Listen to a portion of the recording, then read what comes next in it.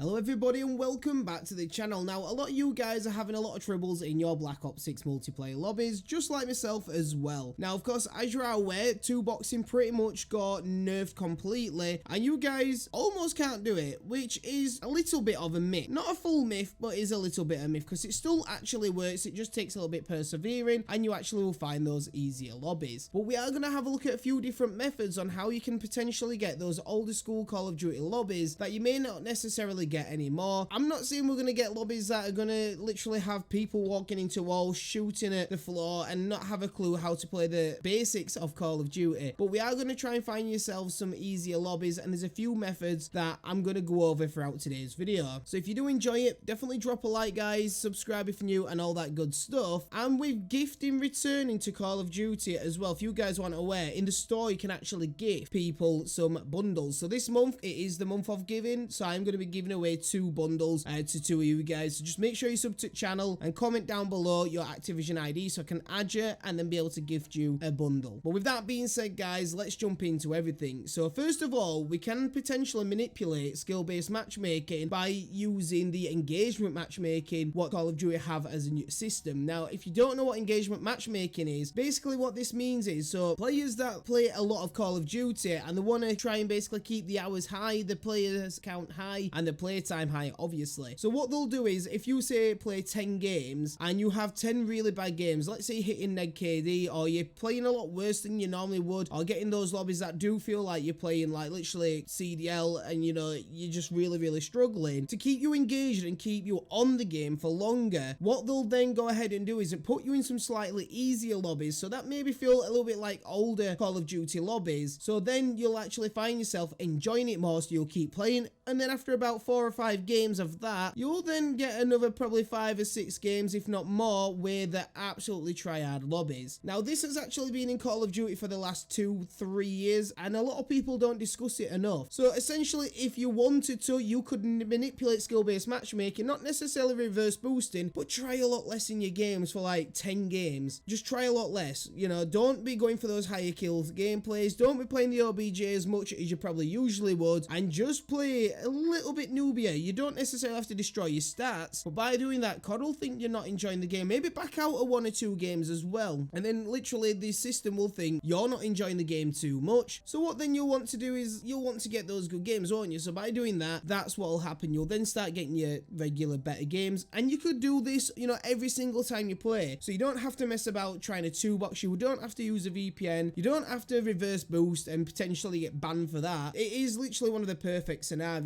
that you guys can take full advantage of and manipulate the game. Now of course, if you've got really bad friends, like one of my friends, I'm not gonna lie, is not very good and I do tend to play with him a lot, and we do get easier lobbies, so it is always a bonus. Now some people can class that as 2-boxing, but no, my friend's like first prestige, nearly second. He hardly ever played COD in absolutely years and he just enjoys playing it, even though he knows he's not very good at it, but yet we get easier lobbies because of him, which is a bonus for me because obviously I get the better gameplays, I get to get the nukes and have a lot more fun in game. However, even still, if he has 2 or 3 good games, sometimes that puts us in some really sweaty lobbies. But you can always, when you are matchmaking, if you are playing your friends, make sure the lowest ranking KD is the host, so make sure they are hosting and searching for the games. It's always going to help. Now 2-boxing, if you can do it, if you do have a second console, if you do have a PC, whichever way you want to 2-box, if you want to 2-box, it's still going to work, but because of skill-based matchmaking, it's not going to work exactly the same as it did before. Now you can use a VPN and 2-box, but make sure you're using a VPN on your second account that you are 2-boxing with, and that should work perfectly fine. I don't really recommend buying a VPN just to play a game. I think that's absolutely crazy. It's not something I would personally do. However, if you wanted to do that option, you could, but with the 2-boxing, you will still find yourself getting easier lobbies, but these players will know how to play the game. They will shoot back, but they're maybe not as skillful as you. All depends on your own skill level as well on how that's going to work. Now this next tip is going to be a bit rubbish for PC players because I know that you can't turn off cross-platform. However, if you are an Xbox player or PlayStation player, this is going to be perfect for you. By turning off cross-platform play, you're actually going to reduce the amount of player search that there is. So when you are searching for the game, there is going to be a highly massive reduced amount of players for the skill-based matchmaking to kick in and try and get you into those disgusting lobbies, because it's going to reduce the amount of players that are online automatically by you turning off crossplay. Once you've, like I said, turned off crossplay, it's going to reduce that, and then skill-based matchmaking may kick in for one game. Your next game, you might get a lot easier lobby. The game after that, it might be like the old school Call of Duty, but to be honest, since I've turned off crossplay, which the only time I have it on is when I'm playing with my friends, or if I am playing Warzone, as Warzone you can't turn it off. However, when I am using crossplay off, I find myself getting some lobbies a little bit more like we would have found in likes of Black Ops 2 and those kind of days where we had no skill-based matchmaking. So it is a lot more enjoyable and it's not as stressful. So there are a few options that you guys can obviously choose from. If you really wanted to, you could always reverse boost, but that is literally one method I would highly not recommend.